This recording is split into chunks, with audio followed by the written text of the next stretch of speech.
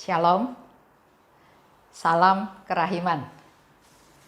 Hari ini 13 September, kita akan baca dari 751. Kita siapkan diri kita ya, masuk ke dalam doa. Dalam nama Bapa dan Putra dan Roh Kudus, amin. Bapa kami yang ada di surga, dimuliakanlah namamu. Datanglah kerajaanmu. Jadilah kehendakmu di atas bumi seperti di dalam surga. Berilah kami rejeki pada hari ini, dan ampunilah kesalahan kami, seperti kami pun mengampuni yang bersalah kepada kami. Dan janganlah masukkan kami ke dalam pencobaan, tetapi bebaskanlah kami dari yang jahat. Amin. Dalam nama Bapa dan Putra dan Roh Kudus. Amin. 751. Nah, engkau tahu Yesus bahwa segala sesuatu sekarang terserah kepadamu. Aku sungguh-sungguh merasa damai meskipun menghadapi desakan-desakan yang kuat ini. Dari pihakku, aku telah melakukan segala sesuatu. Dan sekarang giliranmu, oh Yesusku, dan dengan cara ini engkau akan membuat segalanya menjadi jelas. Aku sepenuhnya mengikuti kehendakmu. Lakukanlah atas diriku seperti yang berkenan kepadamu ya Tuhan. Hanya saja berilah aku rahmat, agar dari hari ke hari kasihku padamu semakin bernyala-nyala. Inilah yang paling berharga bagiku. Aku tidak menginginkan suatu pun kecuali engkau, oh kasih kekal. Tidaklah menjadi masalah lewat jalan mana engkau akan menuntun aku, jalan penderitaan atau jalan sukacita. Aku ingin mengasihi engkau pada setiap saat dalam hidupku. Kalau engkau, ya Yesus, menyuruh aku pergi untuk melaksanakan kehendakmu, maka aku akan pergi. Kalau engkau menyuruhku tetap tinggal, maka aku akan tinggal. Tidaklah menjadi masalah apa yang akan aku derita, yang ini atau yang itu. Oh Yesusku, kalau aku harus pergi, biarlah aku tahu apa yang harus aku derita dan aku tanggung. Aku menerima semua ini dengan penuh kesadaran, dan aku sudah menerimanya dengan segenap kemauan. Tidaklah menjadi masalah apa yang tersedia dalam piala itu untukku. Cukuplah bagiku untuk mengetahui bahwa piala itu telah diberikan kepadaku oleh tangan Allah yang penuh kasih. Kalau engkau menyuruh aku kembali dan tetap tinggal, aku akan tinggal meskipun harus terus merasakan desakan-desakan batin. Kalau engkau masih ingin membiarkan semua itu berkecamuk di dalam jiwaku dan meninggalkan aku dalam sakratul maut batin ini sampai akhir hidupku, aku menerimanya dengan penuh kesadaran kehendakku dan dengan penyerahan diri penuh kasih kepadamu ya Allahku. Kalau aku harus tinggal, ya Allahku, aku akan menyembunyikan diri dalam kerahimanmu sedemikian dalam, sehingga tidak ada mata insan yang akan melihat aku. Sepanjang hayatku, aku ingin menjadi pendupaan yang penuh dengan bara api yang tersembunyi. Semoga asapnya yang membumbung ke hadiratmu, oh Hosti yang hidup, menyenangkan hatimu. Dalam hatiku sendiri, aku merasa bahwa setiap pengorbanan yang kecil pun mengobarkan api kasihku kepadamu, tetapi dengan cara yang begitu tersembunyi dan rahasia, sehingga tidak seorang pun akan mengetahuinya. Hari ini satu nomor tapi cukup panjang. Dikatakan oleh Suster Faustina, segala sesuatu sekarang terserah kepadamu. Karena dari pihakku, Aku telah melakukan segala sesuatu. Dan sekarang giliranmu, oh Yesusku. Jadi Suster Faustina mengungkapkan apa yang sudah menjadi bagian dia, tugasnya. Step pertama saya sudah lakukan.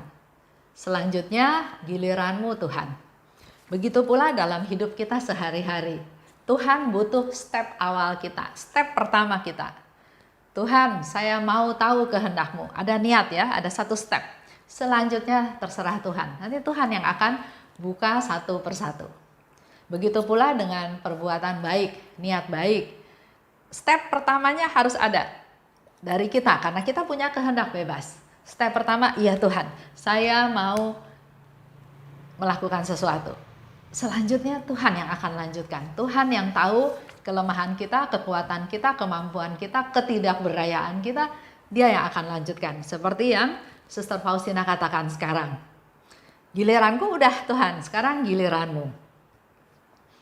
Aku sepenuhnya mengikuti kehendak-Mu. Lakukanlah atas diriku seperti yang berkenan padamu. Mulai masuk ke step, aku mau melakukan kehendak-Mu Tuhan.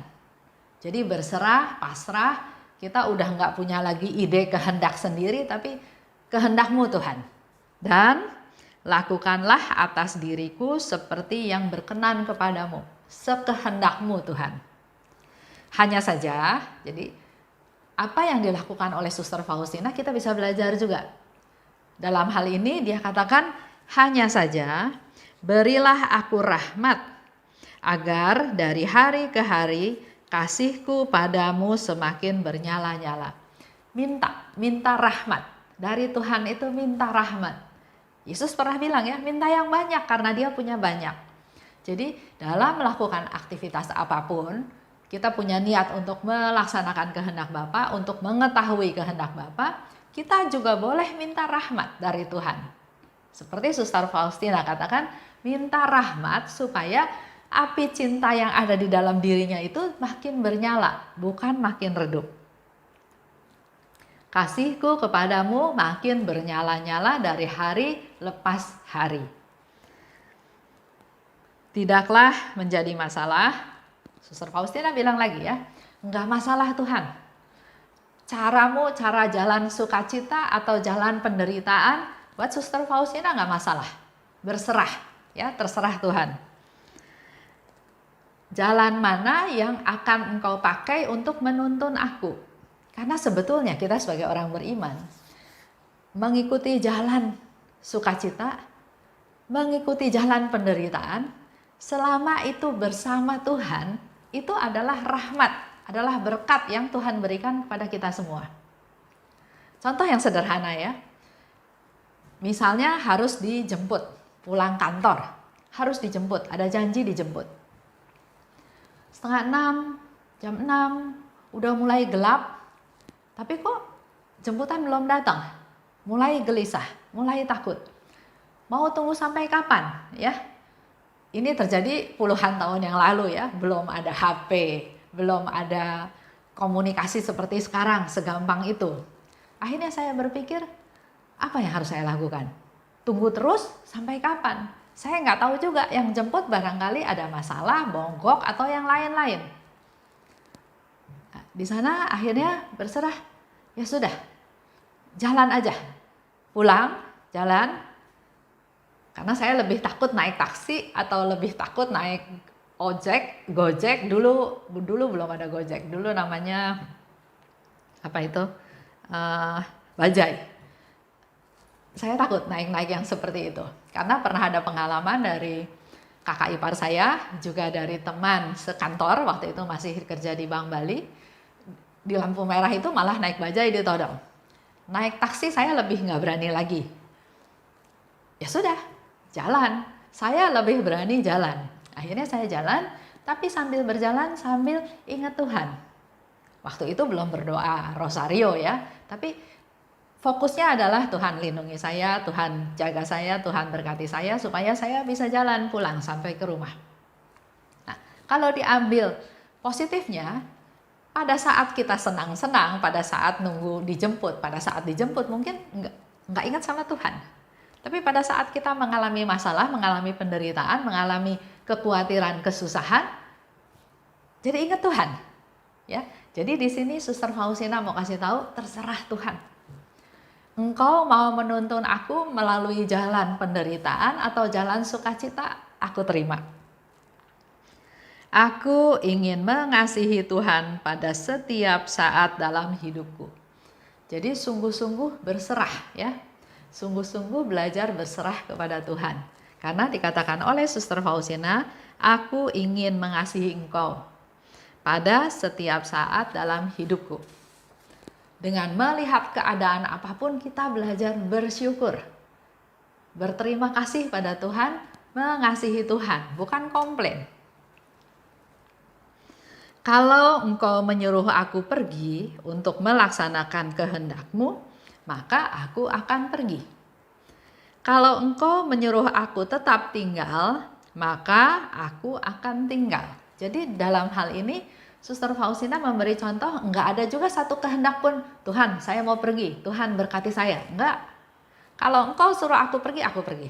Kalau engkau suruh aku tinggal, aku tinggal. Kalau engkau menyuruh aku pergi, biarlah aku tahu apa yang harus diderita dan apa yang harus ditanggung. Itu yang Suster Faustina minta ya. Kalau disuruh pergi, kasih tahu saya apa penderitaan, apa yang harus saya tanggung. Aku akan menerima semua ini dengan penuh kesadaran. Dengan seluruh kehendak bebas dia terima. Contoh, di dalam satu komunitas ada kegiatan, ya, ada kegiatan, ada yang aktif, ada yang nggak aktif, ada yang nunggu bola, ada yang proaktif, macam-macam ya di dalam komunitas. Di komunitas saya, juga di komunitas-komunitas yang lain itu menurut saya hal yang biasa, karena talenta kita beda, motivasinya juga beda. Banyak hal ya, banyak hal orang bergabung dalam komunitas itu banyak hal, banyak background, banyak tujuan. Ada yang mau berkumpul, ada yang mau bersukacita bersama-sama, ada yang mau bekerja, ada yang mau mendapatkan apa saya dalam komunitas. Banyak motivasinya ya. Ada yang mau dengar firman, ada yang mau berdoa, ada yang butuh doa, ada yang lagi cari teman karena kesepian dan banyak hal ya. Nah, dalam satu kegiatan ada yang aktif ya, melakukan aktivitas macam-macam. Bagus. Karena dengan begitu komunitasnya jadi hidup. Karena memang di dalam komunitas perlu orang-orang penggerak seperti itu. Kalau semuanya diam, semuanya pasif, komunitasnya juga nggak berkembang. Tapi bisa juga yang terjadi adalah pada saat sudah melakukan banyak hal, di akhir acara mengevaluasi diri, loh, kok saya aja yang capek sendiri? Kok orang lain nggak capek? Kok orang lain cuma tunggu aja? Kok orang lain pasif? Kok orang lain cuma berharap dapat sesuatu? Nah, untuk evaluasi dalam kelompok, oke, ya, karena kita perlu membangun supaya semuanya ikut aktif. Tapi jangan hal itu menjadi sesuatu yang membuat kita menjadi lemah, menjadi kecewa, menjadi kesel, menjadi berikutnya udah nggak mau aktif lagi. Ya, ini pun suatu latihan. Bagaimana niat kita melihat teman yang malas, teman yang dalam tanda kutip parasit, macam-macam. Tapi dalam komunitas justru kita bisa bertumbuh, kita bisa berkembang, kita bisa semakin dewasa. Jadi di dalam contoh ini, Suster Faustina mau kasih tahu bahwa nggak ada penyesalan. Ada penderitaan, ada yang harus saya tanggung, itu saya terima semuanya dengan kesadaran. Tidak jadi masalah apa yang tersedia di dalam piala itu untukku. Kan kita biasanya pengen tahu juga ya isi piala itu, penderitaannya apa, kayak apa, saya bisa nanggung enggak, dan seterusnya. Tapi Suster Faustina dalam hal ini karena mau melaksanakan kehendak Allah, maka dia bilang, saya nggak peduli isi daripada piala tersebut.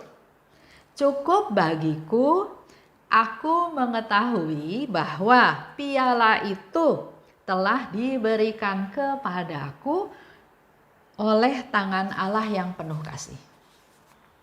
Jadi buat Suster Faustina, yang penting adalah siapa yang kasih piala itu. Mau pialanya kayak apa, isinya apa, penderitaan kayak apa yang harus dia alami, apa yang harus dia tanggung, dia nggak peduli. Yang penting dia tahu bahwa piala itu diberikan kepada dia oleh tangan Allah yang penuh kasih. Allah yang penuh kasih memberikan sesuatu kepada Suster Faustina pasti baik. Begitu pula dengan kita.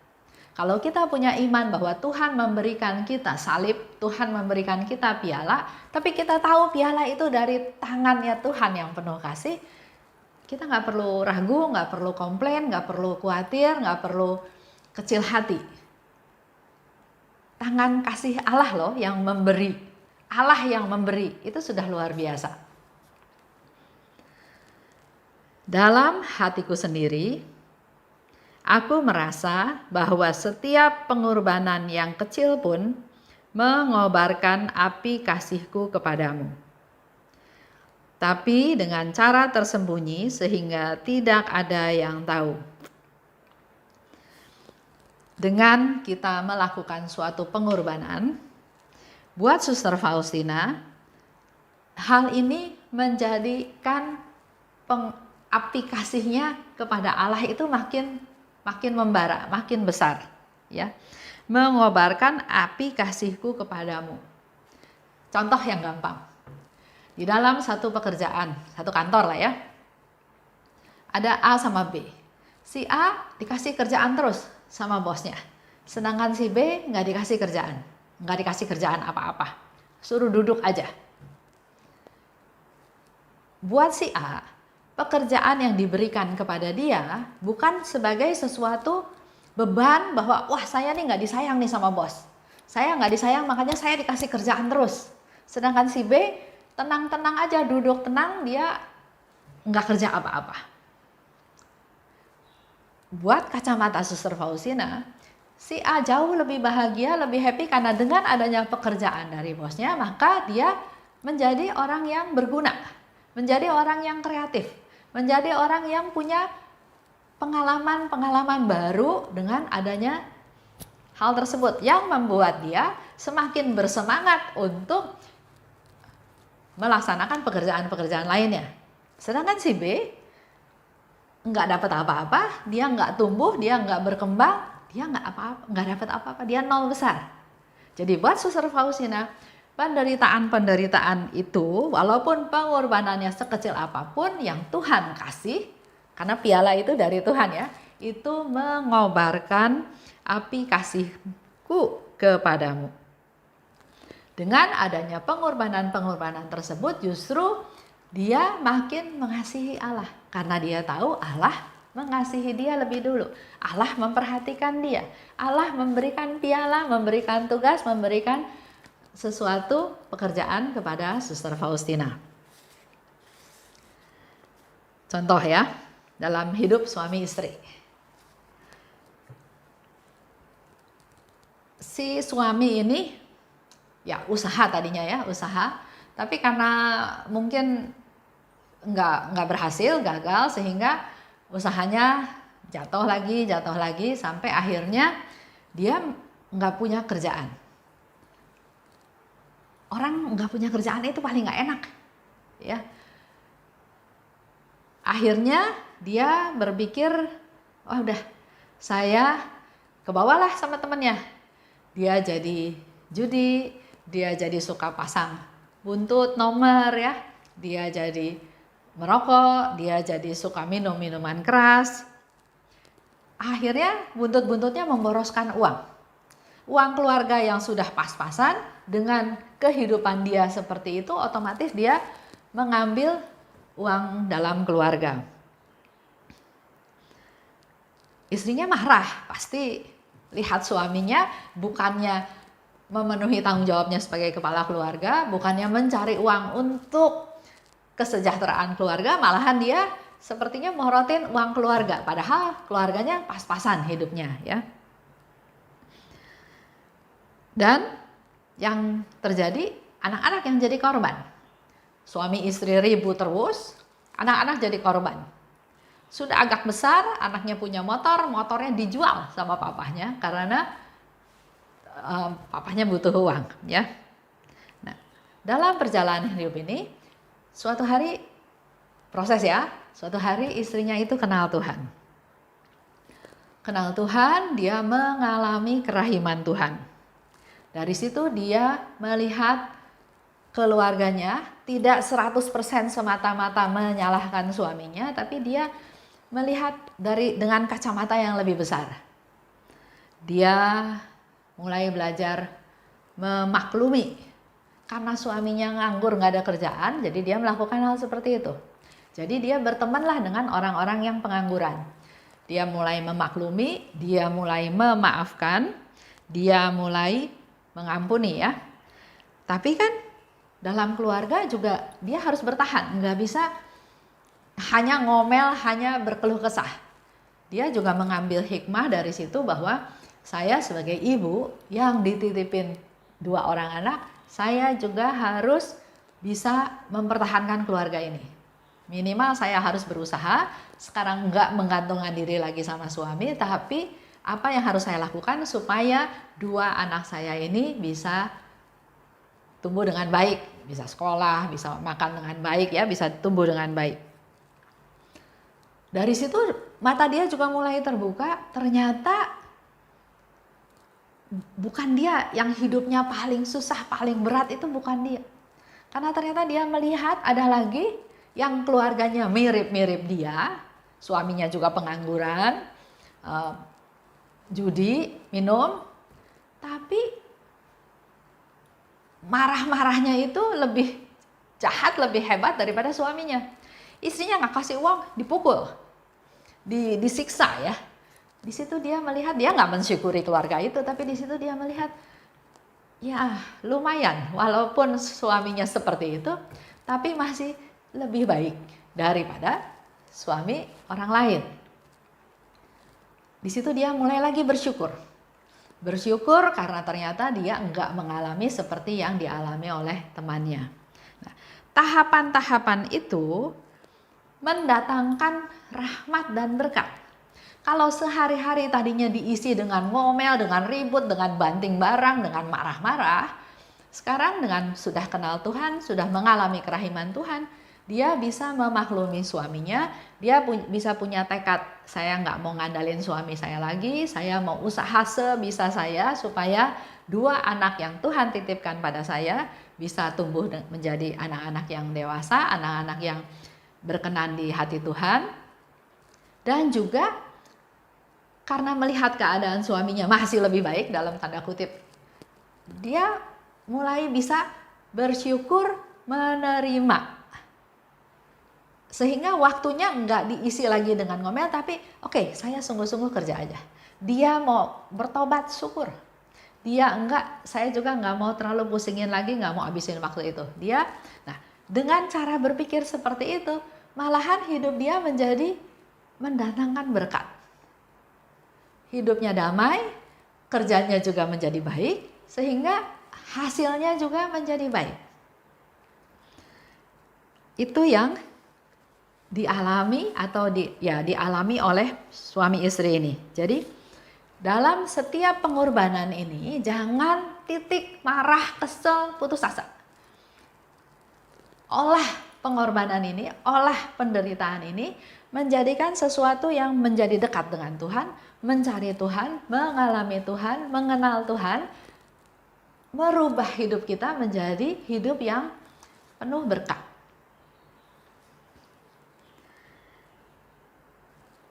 Kesimpulannya, di dalam setiap permasalahan, Tuhan itu memberi kekuatan. Kekuatan untuk kita bisa menerima keadaan, bisa memikul salib, bisa kekuatan untuk bisa terus berjuang, terus berjalan. Ya, itu yang pertama. Yang kedua, Melalui perjuangan hidup, kita jadi dekat dengan Tuhan dan kita bisa mencari poin-poin titik-titik tertentu untuk bersyukur. Dengan kita bersyukur pada Tuhan, dengan kita sering berdialog dengan Tuhan, berdoa dengan Tuhan, otomatis relasi kita dengan Tuhan makin dekat dan akhirnya makin bisa mengasihi Tuhan. Tuhan itu baik. Tuhan itu memelihara saya.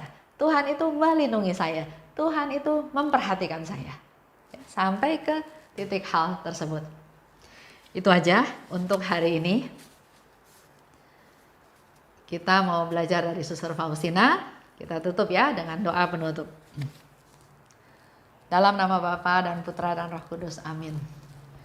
Allah Bapa yang Maha Baik, hari ini kami belajar dari Suster Faustina untuk melakukan bagiannya. Dan selanjutnya gilirannya Tuhan. Mampukan kami Tuhan untuk kami melangkah, melakukan satu step awal untuk punya niat, untuk mengetahui kehendak-Mu. Dan kami percaya Tuhan akan membimbing kami, memelihara kami, menunjukkan jalan kepada kami apa yang harus kami lakukan. Engkau tuntun kami Tuhan di dalam hidup kami sehari-hari. Kemuliaan kepada Bapa dan Putra dan Roh Kudus, seperti pada permulaan, sekarang, selalu, dan sepanjang segala abad. Amin. Dalam nama Bapa dan Putra dan Roh Kudus. Amin. Salam kerahiman.